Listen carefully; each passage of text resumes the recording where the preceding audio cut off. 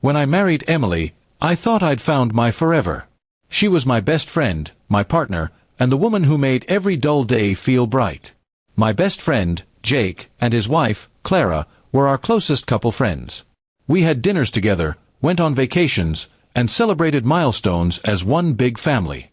But behind those smiles and friendly hugs, a storm was brewing, one I didn't see coming. It began subtly. Emily started spending more time catching up with Jake and Clara, saying they were helping her with some charity project. I trusted her completely. After all, these were people I'd known for years. But I began to notice odd changes. She was dressing differently, acting secretive, and laughing a little too loudly at Jake's jokes. Still, I ignored the signs, telling myself that paranoia ruins marriages. One Friday evening, she came home late. Her hair was messy, and she looked flushed. When I asked, she shrugged it off, saying, "We were discussing something private." Her tone was cold, unlike the woman I knew. My gut screamed something was wrong, but love makes you blind. I didn't want to believe she could betray me, especially not with the very people I called family. Weeks later, while Emily was in the shower, her phone buzzed. I never snooped, but something made me pick it up. The group chat was named The Open Circle. My blood froze as I read their messages, flirty exchanges, photos, and even plans that made everything clear. Emily, Jake, and Clara were involved together. They called it an open marriage, a modern arrangement that apparently didn't require my consent. My world collapsed. When she came out, I was sitting on the bed with her phone in my hand. "What is this?"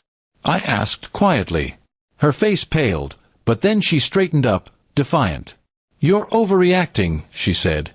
"We agreed to explore, didn't we?" I was speechless. "Explore?" I echoed. "Emily, that was your fantasy, not our agreement." She rolled her eyes, saying, "You're too traditional, Daniel. Jake and Clara understand freedom." The words burned deeper than any wound. My wife, the woman I'd built a life with, had not only cheated but twisted morality to justify it. I left the house that night and stayed with my brother, pretending everything was fine. But inside, I was planning something she wouldn't see coming. Revenge wouldn't fix my broken heart, but it would bring truth to light. Over the next few weeks, I pretended to forgive her. I acted as if I understood her open views. She bought the act completely. Behind her back, I gathered evidence, messages, photos, voice notes, everything that tied her, Jake, and Clara together. I didn't want to destroy her reputation. I wanted her to face her own lies. Jake worked with me at the same firm. During a company retreat, I presented a team trust exercise.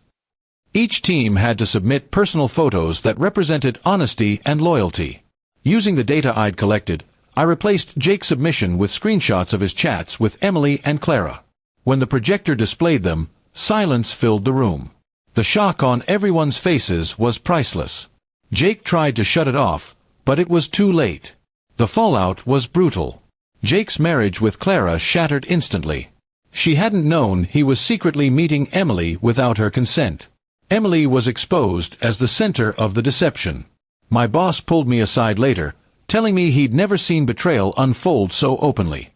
Jake was fired for unethical conduct, and Clara filed for divorce. Emily came home that night, trembling with rage. "How could you humiliate me like that?" she screamed.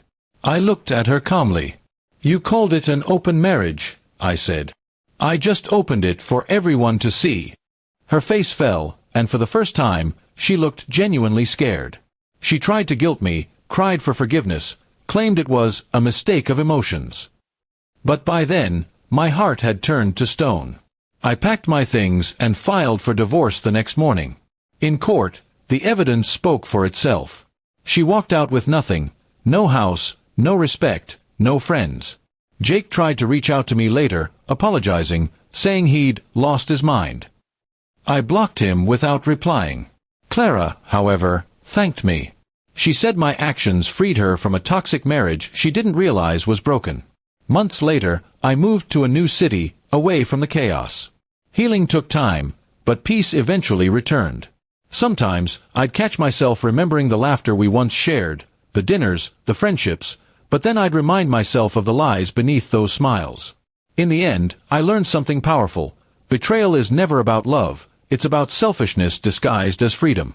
My revenge didn't just expose them, it gave me back my dignity.